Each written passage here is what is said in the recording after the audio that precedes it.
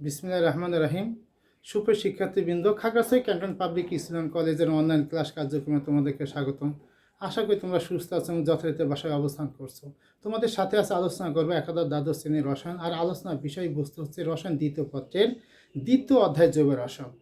তো আজকে তোমাদের সাথে আলোচনা আছে আমি কিম আব্দুল কাদের, প্রভাষক, Khagrachari cantonment public school college, Khagrachari. প্রিয় শিক্ষার্থী, আজকে আমরা যেটা আলোচনা সেটা হচ্ছে জৈব যৌগ। তোমরা জানো যে এরকম ফ্রেডরিক উলার, জার্মান বিজ্ঞানী, তিনি প্রথম কিন্তু জৈব যৌগ ল্যাবরেটরিতে আবিষ্কার করেছেন। তার আগে কিন্তু বিজ্ঞানীরা মনে করতো যে জৈব যৌগ উদ্ভিদ ও প্রাণীদেহে এক রহস্যময় শক্তির প্রভাবে তৈরি হয়, এটা মানুষ বা কৃত্রিমভাবে তৈরি করা সম্ভব না। কিন্তু ফ্রেডরিক উলার প্রথম তিনি বিজ্ঞানী যিনি অ্যামোনিয়াম সায়ানেটকে উত্তপ্ত করে ইউরিয়া সার উৎপন্ন করেছিলেন। তিনি প্রথম জৈব যৌগ আবিষ্কার করেছিলেন।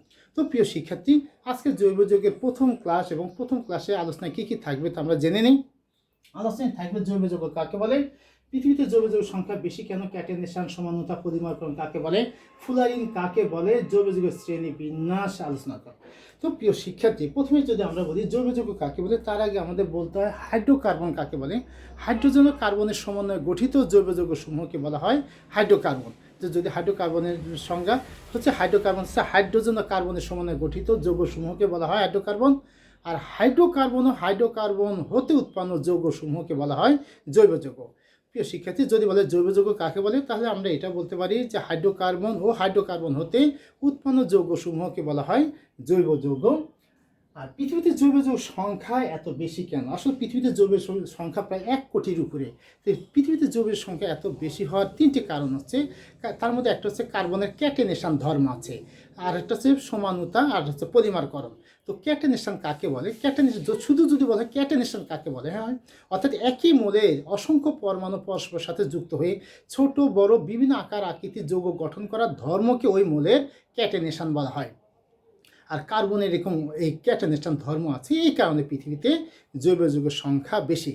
তাহলে কি বলছি, যে একই মোলের অসংখ্য পরমাণু পরস্পরের সাথে যুক্ত হয়ে যখন ছোট বড় বিভিন্ন আকার আকৃতির যৌগ গঠন করে, তখন তার এই ধর্মকে বলা হয় ক্যাটেনেশন। আর কার্বনের এই ক্যাটেনেশন ধর্ম আছে বলে পৃথিবীতে জৈব যৌগের সংখ্যা বেশি।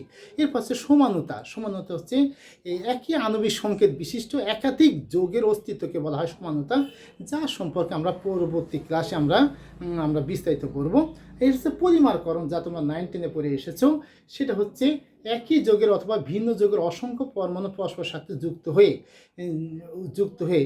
যে বৃহৎ অণু গঠন করে, এই বিক্রিয়াটাকে বলা হয় পলিমারকরণ। অর্থাৎ যে বিক্রিয়ায় একই যৌগের অথবা ভিন্ন যৌগের অসংখ্য অণু পরস্পরের সাথে যুক্ত হয়ে একটি বৃহৎ অণু তৈরি করে তাকে পলিমারকরণ বলা হয়। তো পৃথিবীতে যদি বলা হয় জৈব যৌগের সংখ্যা বেশি কেন, এই 3টা কারণে পৃথিবীতে জৈব যৌগের সংখ্যা বেশি। তার 3টা কারণ কি? 1 নম্বর হচ্ছে ক্যাটেনেশন, 2 নম্বর হচ্ছে সমানুতা, 3 নম্বর হচ্ছে পলিমারকরণ। এরপর ফুলারিন কাকে বলে? ফুলারিন হচ্ছে এই 60টি কার্বন পরমাণু বিশিষ্ট ফুটবল আকৃতির একটি বিশেষ জৈব যৌগকে বলা হয় ফুলারিন। তাহলে ফুলারিন, এখান থেকে যদি নৈবর্তিক আসে যে ফুলারিনের কার্বন সংখ্যা কত, তাহলে উত্তর হবে 60 বা 60। আর যদি বলা হয় ফুটবলের এই ফুলারিনের আকৃতি কেমন, সেটা হবে ফুটবলের মতো। তো প্রিয় শিক্ষার্থী, এরপর আমরা পড়ব জৈব যৌগের শ্রেণী বিন্যাস। তো জৈব যৌগ কাকে বলে পুরো বলেছিলাম। আর জৈব যৌগকে প্রধানত 2টি ভাগে ভাগ করা যায়। একটা হচ্ছে মুক্ত শিকল বা অ্যালিফেটিক যৌগ, একটা হচ্ছে বদ্ধ শিকল বা বলায়কার যৌগ। তো মুক্ত শিকল যৌগ কাকে বলে? মুক্ত শিকল যৌগের দেখো সংজ্ঞাটা আমি লিখে দিয়েছি। যেসব জৈব যৌগের কার্বন শিকলের 2 প্রান্ত পরস্পরের সাথে পরস্পর যুক্ত না হয়ে উন্মুক্ত থাকে, তাদেরকে মুক্ত শিকল বা অ্যালিফেটিক যৌগ বলে। দেখো এখানে আমি 4টা কার্বন দেখাইছি, এটা হচ্ছে প্রোপেন। তো এটা একটা মুক্ত শিকল। অর্থাৎ সংজ্ঞাটা যদি দেখো, যেসব যৌগ, এখানে আমি 3টা জৈব যৌগের সংকেত লিখেছি, যেসব জৈব যৌগে কার্বন শিকলে, এই যে কার্বন শিকলে 2 প্রান্ত পরস্পর সাথে যুক্ত না হয়ে এরা কি থাকে, উন্মুক্ত থাকে, তাদেরকে, এখানে 3টা যৌগেরই দেখো কার্বন শিকলের 2 প্রান্ত উন্মুক্ত, খোলা, খোলা, এই জন্য এদেরকে বলা হবে মুক্ত শিকল বা অ্যালিফেটিক যৌগ। অ্যালিফেটিক যৌগ আবার 2 প্রকার, একটাকে বলে সম্পৃক্ত, একটা হচ্ছে অসম্পৃক্ত যৌগ। তো সম্পৃক্ত যৌগ কাকে বলে? তখন সংজ্ঞাটা কেমন হবে, যেসব জৈব যৌগের কার্বন শিকলে কার্বন পরমাণু সমূহ কি একক বন্ধনে আবদ্ধ থাকে। দেখো এটা হচ্ছে যেসব জৈব যৌগের কার্বন শিকলে কার্বন পরমাণুসমূহ একক অর্থাৎ পরস্পর একক বন্ধনে আবদ্ধ থাকে তাদেরকে বলা হয় সম্পৃক্ত জৈব যৌগ। আর অসম্পৃক্ত হচ্ছে যেসব জৈব যৌগের কার্বন শিকলে কমপক্ষে দুটি কার্বন পরমাণু পরস্পর দ্বিবন্ধন অথবা ত্রিবন্ধনে আবদ্ধ থাকে তাদেরকে বলা হয় অসম্পৃক্ত যৌগ। তো অসম্পৃক্ত যৌগ আবার দুই প্রকার, একটা হচ্ছে বলা হয় অ্যালকিন, একটা হচ্ছে অ্যালকাইন। তো অ্যালকিনের সংজ্ঞাটা কেমন হবে, যেসব জৈব যৌগের কার্বন শিকলে কমপক্ষে দুটি কার্বন পরমাণু পরস্পর দ্বিবন্ধনে আবদ্ধ থাকে তাদেরকে বলা হয় অ্যালকিন। আর অ্যালকাইন হবে যেসব জৈব যৌগের কার্বন শিকলে কমপক্ষে দুটি কার্বন পরমাণু পরস্পর দ্বিবন্ধনে আবদ্ধ থাকে, আর আরও ভালো করে বলা যায় এবং কার্বনের অবশিষ্ট যোজনী হাইড্রোজেন দ্বারা পূর্ণ থাকে তাদেরকে বলা হয় অ্যালকাইন। প্রিয় শিক্ষার্থী, এটা গেল আমাদের মানে মুক্ত শিকলের আলোচনা। এবার আমরা পড়বো বদ্ধ শিকল। দেখো বদ্ধ শিকলের সংজ্ঞাটা আমরা কিভাবে লিখব। এখানে যেসব জৈব যৌগের কার্বন শিকলের এই দুই প্রান্তের কার্বন পরস্পর অথবা ভিন্ন পরমাণু যেমন নাইট্রোজেন, অক্সিজেন, সালফার ইত্যাদি পরমাণুর সাহায্যে যুক্ত হয়ে কার্বন বলয় গঠন করে তাদেরকে বলা হয় বদ্ধ শিকল বা বলয়াকার যৌগ।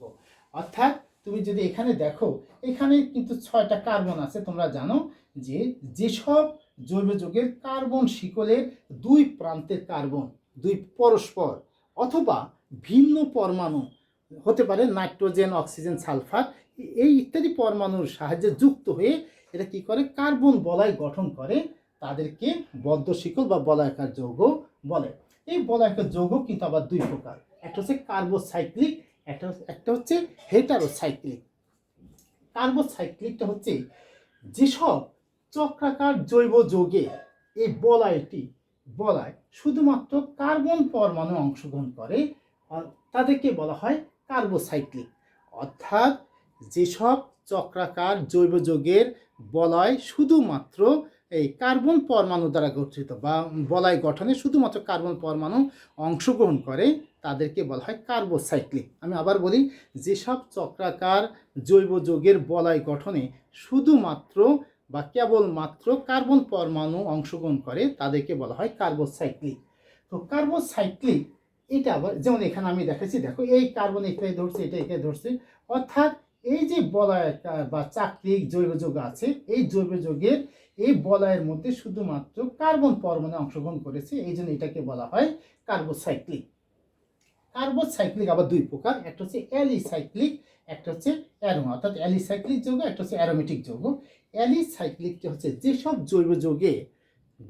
জৈব যৌগ গঠনের দিক থেকে মানে অ্যালিসাইক্লিক, তা যেসব জৈব যৌগ গঠনের দিক থেকে সাইক্লিক কিন্তু ধর্মের দিক থেকে অ্যালিফ্যাটিক, এই সমস্ত জৈব যৌগকে বলা হয় এখন কি অ্যালিসাইক্লিক। তাহলে যেসব জৈব যৌগ মানে গঠনের দিক থেকে হচ্ছে এই সাইক্লিক কিন্তু ধর্মের দিক থেকে হচ্ছে অ্যালিফ্যাটিক তাদেরকে বলা হয় অ্যালিসাইক্লিক। যেমন এখানে আমি এটা কিন্তু তোমরা সাইক্লোহেক্সেন বলা হয়। অর্থাৎ এগুলো তোমরা 19 তোমরা পড়েছো, এটা সাইক্লোবিউটেন। যেমন এটাকে বলা হবে সাইক্লোপ্রোপেন, এটা হচ্ছে অ্যালিসাইক্লিক। আর অ্যারোমেটিক হচ্ছে বেনজিন জাতক, অর্থাৎ বেনজিন থেকে যে সমস্ত যৌগ উৎপন্ন হয় বেনজিন জাতক, অথবা একাধিক বেনজিন বলয়যুক্ত যৌগ, অথবা এরকম বেনজিন সদৃশ্য যৌগসমূহকে বলা হয় অ্যারোমেটিক যৌগ। যদি আমরা পরবর্তীতে অ্যারোমেটিক যৌগের একটা আধুনিক সংজ্ঞা আমরা পড়ব, কিন্তু এই ক্ষেত্রে তাহলে আমরা বোঝা যায় কী বলি, বেনজিন জাতক বা একাধিক বেনজিন বলয়যুক্ত এই যৌগ অথবা বেনজিন সদৃশ্য এই যৌগসমূহকে বলা হয় অ্যারোমেটিক যৌগ। এবার আমরা যদি পড়ি হেটারোসাইক্লিক, তাহলে সাইক্লিক বলছিলাম যেসব চাক্রিক জৈব যৌগের বলয় গঠনে শুধুমাত্র কার্বন পরমাণু অংশগ্রহণ করে তাকে বলা হয় কার্বোসাইক্লিক। আর হেটারোসাইক্লিকটা কেমন হবে, হেটারোসাইক্লিকের সংজ্ঞাটা হবে যেসব এই চক্রাকার যৌগের বলয় গঠনে কার্বন পরমাণু সহ ভিন্ন পরমাণু যেমন নাইট্রোজেন, অক্সিজেন, সালফার ইত্যাদি পরমাণু এই অংশগ্রহণ করে তাদেরকে বলা হয় হেটারোসাইক্লিক। তাহলে যেসব চক্রাকার যৌগের বলয় গঠনে এই কার্বন পরমাণু সহ নাইট্রোজেন, অক্সিজেন, সালফার ইত্যাদি পরমাণু অংশগ্রহণ করে, তাদেরকে বলা হয় হেটারোসাইক্লিক। যেমন তোমরা এখানে অনেকগুলো আমি উদাহরণ দিয়েছি। এখানে ফিউরান এখানে আমি যদি এটা দেখাই, দেখো ফিউরান এখানে অক্সিজেন আছে, অর্থাৎ এখানে কার্বন আছে 4টা, অক্সিজেন আছে 1টা। এইটা হচ্ছে, অর্থাৎ এখানে বলয়ের মধ্যে কার্বন পরমাণু সহ অক্সিজেন পরমাণু অংশগ্রহণ করেছে, এই জন্য এটা হবে হেটারো মানে ভিন্ন। ঠিক এটাকে বলা হয় তোমার এই পিরিডিন। এখানেও তোমার কি আছে, এখানে দেখো নাইট্রোজেন আছে আর আছে 5টা কার্বন, এটা হচ্ছে থায়োফিন। একটা হচ্ছে পাইরল। পাইরলের সংখ্যাটা ঠিক একই রকম। প্লিজ এটা, তো এইগুলো হচ্ছে তোমার হেটারোসাইক্লিক। তো হেটারোসাইক্লিক যৌগ আবার 2 প্রকার, একটা হচ্ছে হেটারো অ্যালিসাইক্লিক, একটা হচ্ছে হেটারো অ্যারোমেটিক। হেটারো অ্যালিসাইক্লিকের সংকেত যেমন আমি এখানে লিখেছি ইথিলিন অক্সাইড, অর্থাৎ এরকম আর কি। হেটারো তোমরা নিশ্চয়ই বুঝছো, অ্যালিসাইক্লিক অর্থাৎ এখানে একক বন্ধনে আবদ্ধ থাকে, আর একটা হেটারো মানে ভিন্ন একটা পরমাণু আছে, এই জন্য এটাকে বলে হেটারো অ্যালিসাইক্লিক। আর এটা হচ্ছে হেটারো অ্যারোমেটিক, অর্থাৎ অ্যারোমেটিক যৌগের একটা সংজ্ঞা আছে, যেসব সমতলীয় চাক্রিক জৈব যৌগের অণুতে 4n+2 সংখ্যক পাই ইলেকট্রন থাকে, তাদেরকে বলা হয় অ্যারোমেটিক যৌগ। তো এগুলো হচ্ছে অ্যারোমেটিক যৌগ, কিন্তু এটা হচ্ছে হেটারো অ্যারোমেটিক যৌগ। এটার তাহলে এখানে ফিউরান, থায়োফিন, এগুলো হচ্ছে তোমার হেটারো অ্যারোমেটিক যৌগ। প্রিয় শিক্ষার্থী, আশা করি তোমরা বুঝতে পেরেছো। একটা হচ্ছে পাইরলের সংকেতটা হবে তখন এরকম, আমি একটু লিখে দিই। এটা হচ্ছে এন, এখানে হচ্ছে এস, এটাকে বলা হয় পাইরল। প্রিয় শিক্ষার্থী, আজকে যে ক্লাসটা তুমি প্রথম যে তোমাদের এই জৈব যৌগের উপর যে ক্লাসটা নিলাম, প্রিয় শিক্ষার্থী, এখান থেকে কোনো সংজ্ঞায় কিন্তু তোমাদের বলতে গেলে আসে না, কিন্তু এখান থেকে তোমাদের যে নৈবর্তিকটা আসতে পারে, সেই নৈবর্তিকের মধ্যে তোমরা এই যে ফিউরান, থায়োফিন, তারপরে পিরিডিন, তারপর পাইরোল, এই সংকেতগুলো একটু ভালো করে পড়বে। এই সংকেতগুলো তোমাদের এখন নৈবর্তিকের মধ্যে আসতে পারে। তো প্রিয় শিক্ষার্থী, আশা করি তোমরা বুঝতে পেরেছো। আজকে প্রথম ক্লাস ছিল জৈব যৌগের উপরে। তো পরবর্তীতে আবার দেখা হবে ইনশাল্লাহ। তোমরা এই পর্যন্ত তোমরা ভালো থেকো। আল্লাহ হাফেজ।